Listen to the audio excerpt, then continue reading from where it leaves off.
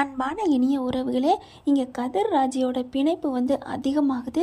நல்ல நெருக்க காட்சிகள் காமிக்கிறாங்க. நெருக்க காட்சினா அந்த மாதிரி காட்சி இல்லைங்க, காதல் ஊடுருவுது அப்படின்னு சொல்லலாம். நம்ம ராஜி மனசுக்குள்ள தான் எப்போவோ காதல் வந்துருச்சே. ஆனால் இங்கே தலைவர் கதிர் தாங்க காதலை கண்ணுக்குள்ள வச்சும் வைக்காமையும் பொத்தி வச்ச மல்லிகைப்பூ மாதிரி வெளியில் கொஞ்சம் கொஞ்சமாக வாசனையை காமிக்கிறாங்க. கதிர் பார்த்தீங்கன்னா, நீ இருந்துக்கோ, எனக்கு ஒன்றும் பிரச்சனை இல்லைங்கிற மாதிரி ராஜி அப்படியே மெல்ல மெல்ல தன்னோட காதல் வெளிப்பாடுகளை வெளிப்படுத்துகிறாங்க. சாப்பாடு ஊட்டுறதுன்னு, சாப்பிட்றதுன்னு, வெளியில் வான்னு சொல்கிறதுன்னு, கதிருக்கு கடைக்கு கூட்டி விட்டு நல்லா ஹெல்ப் பண்ணுறாங்க. அதுக்கப்புறம் அதை விட ஒரு படி மேலே போய் டிரைவிங்லாம் கற்றுக் கொடுக்குறாங்க.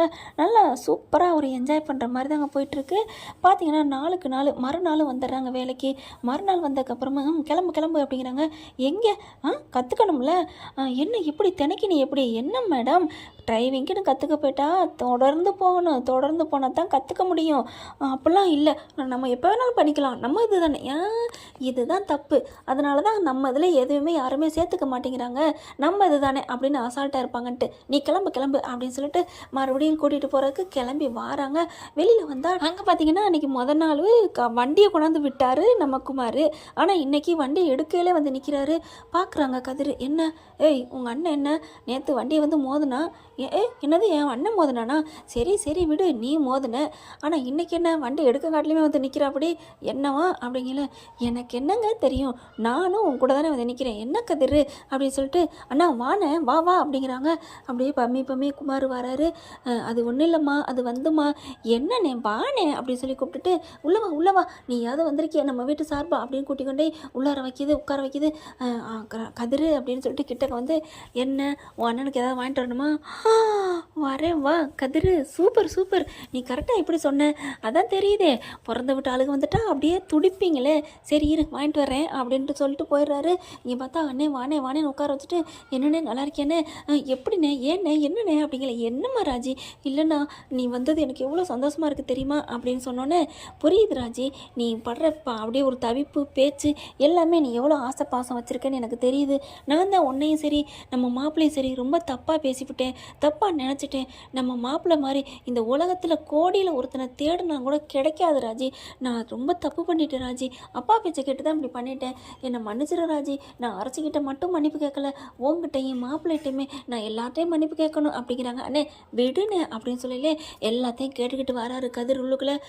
இவன் என்ன இந்தளவுக்கு மனசு மாறிட்டானே அப்படின்னு நினச்சிக்கிட்டு உள்ளார வராங்க.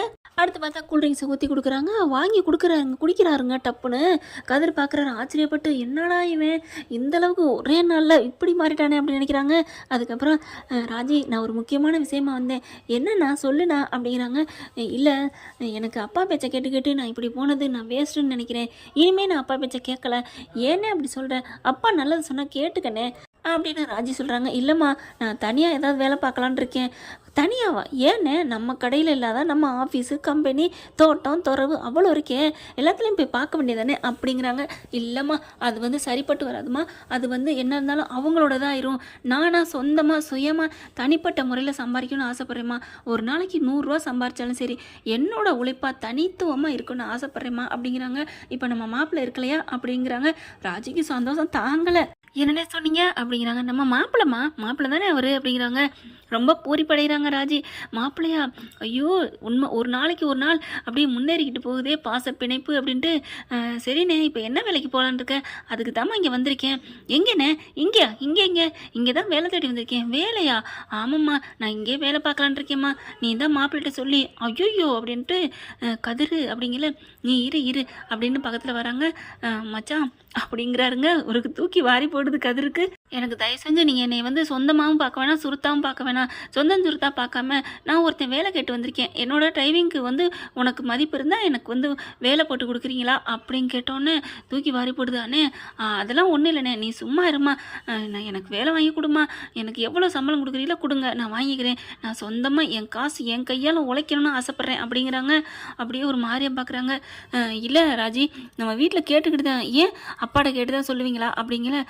இல்லை ஏதாவது நாளப்பின பிரச்சனை வந்துட்டா மச்சான் இனிமேல் என்னால் ஒரு பிரச்சனையும் வராது, அப்போ எங்களால் பிரச்சனை வருங்கிறியா அப்படிங்கிற மாதிரி கதிர் பார்க்க, சேச்சா நான் என்னத்தானே சொல்ல முடியும், நான் இனிமேல் எந்த ஒரு பிரச்சனையும் பண்ண மாட்டேன், முடிஞ்சால் உங்கள் எல்லாத்துட்டையும் நான் ஒன்றே கேட்குறது, கேட்டுக்கிட்டே இருக்க போகிறதும் இந்த மன்னிச்சிருங்க இதுதான், இதை தவிர என் வாயிலேருந்து எதுவுமே வராது ராஜி அப்படிங்கிறாங்க.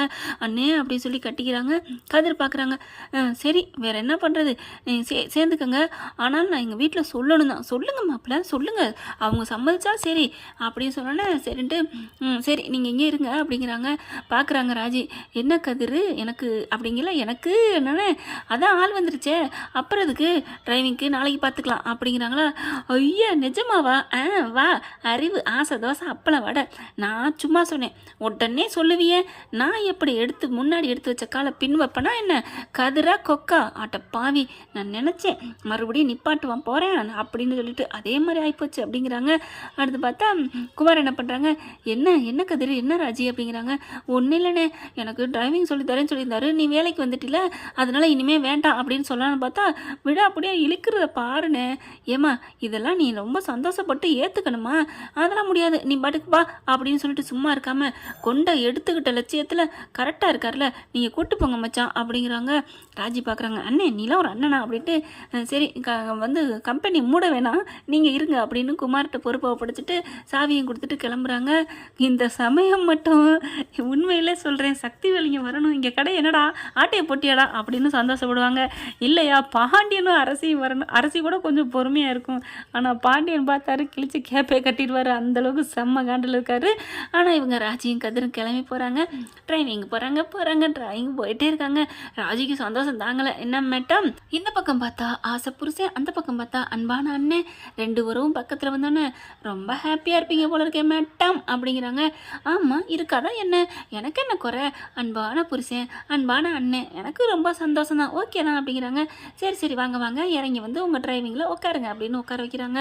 அதுக்கப்புறம் காரை இதை போடு அதை மீறி அப்படிங்கல, இந்த பிள்ளைக்கு சந்தோஷத்தில் போகிறதுனால ஓட்ட தெரிலங்க, ஏய் அப்படின்னு மண்டையில் அடிக்கிறாரு. ஏய் என்னடா நீ மண்டையில் அடிக்கிற அப்படிங்கிறாங்க. ஆமாம் எங்கள் ஓனரும் போதும் எங்கள் ஓனரும் அப்படி தான் அடித்தாருன்னு உன்னோட பழைய புராணத்தை பாட ஆரம்பிச்சிடாதையா அப்படிங்கிறாங்க. சிரிக்கிறாரு. அந்த பயம் இருக்கணும் அப்படின்ட்டு கார் ஓட்ட போகிறாங்களா. வா ஓட்டு வா அப்படின்னு சொல்லிட்டு அழகாக இதை பார் இதை பிடி அப்படின்னு சொல்லி அமுக்கிட்டே இருக்காங்க. முதல் நாள் கூட அவ்வளோ அழகாக ஓட்டினேன், இப்போ என்ன ஆச்சு ராஜி? இல்லை அண்ணன் வந்த சந்தோஷம் அப்படிங்கிறாங்க. என்ன அண்ணன் வந்த சந்தோஷம், அண்ணன் வந்து உன்னை என்ன பண்ணிட்டாரு? அதெல்லாம் நீங்கள் பிரிஞ்சவங்களுக்கு தான் தெரியும், ஏன் உங்கள் தங்கச்சி உங்கள் வீட்டுக்கு வந்தோன்னே நீங்கள் எவ்வளோ சந்தோஷப்பட்டீங்க அப்படின்னு நினச்சி பாருங்க அப்படிங்கிறாங்களா. ஆமாம் அது நீ சொல்கிறது கரெக்டு தான், அண்ணன் தங்கச்சிக்கெல்லாம் இருக்கிற பாண்டிங் தான், ஓகேம்மா நான் ஒன்றும் சொல்லலை, நீ வந்து அப்படியே உட்காரு அப்படின்னு வண்டியை நிப்பாட்டுறாங்க. இறங்கி போகிறாரு. பாஸ் என்னாச்சு அப்படிங்கிறாங்க. ஒன்றும் இல்லைம்மா அப்படின்ட்டு வேகமாக போயிட்டு ஒரு தான் தூசியை தட்டிட்டு படக்குன்னு உட்காராரு, படக்குன்னு படுக்கிறாரு. பாஸ் என்னாச்சு அப்படிங்கிறாங்க.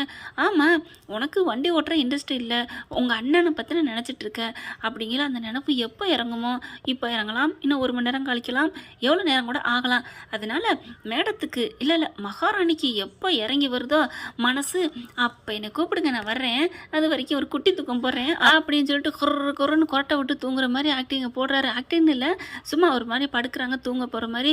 இங்கே பார்க்குறாங்க. அடப்பாவி மனசா, சும்மா ஒரு பேச்சுக்கு அண்ணன் வந்த சந்தோஷம்னு சொன்னால் அவ்வளோதானே, இதான் சாக்குன்னு வந்து படுக்கிறியா மவனே எந்திரா அப்படின்னு சொல்லிட்டு எழுப்பி பார்க்குறாங்க. நல்லா தூங்குற டீ போடி அப்படின்னு சொல்லிட்டு இங்கிட்டு குப்பரை அடித்து படுக்கிறாங்க. போட்டு அலப்புன்னு அனுப்புகிறாங்க. எந்திரா எந்திரி அப்படிங்கல. முடியவே முடியாது அப்படின்னு சொல்லிட்டு இறுக்கி அப்படிங்கிறது திரும்புகிறாங்க. கையை விட்டு எழுப்பிக்கிட்டு இருக்காங்களா, மேலே தொட்டு அப்படியே திரும்பணுன்னு அவங்களோட கை அப்படியே கதிர் உள் வாங்கிடுது.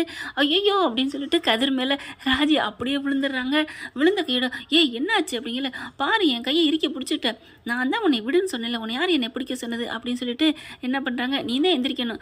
இல்லைடா நீ தாண்டா எந்திரிக்கணும், என் கையை உங்ககிட்ட மாட்டிக்கிட்டு இருக்கு, உன் கையை என்கிட்ட மாட்டிகிட்டு இருக்கு அப்படின்னு 2 பேரும் அடிச்சுக்கிறதுக்கு அப்படியே பார்க்குறாங்க. சரி ஓகே கற்றுக்க வேணாம், 2 பேரும் இப்படியே இருப்போம் அப்படின்னு விஜய் சொல்ல உடனே ராஜி பார்க்குறாங்க.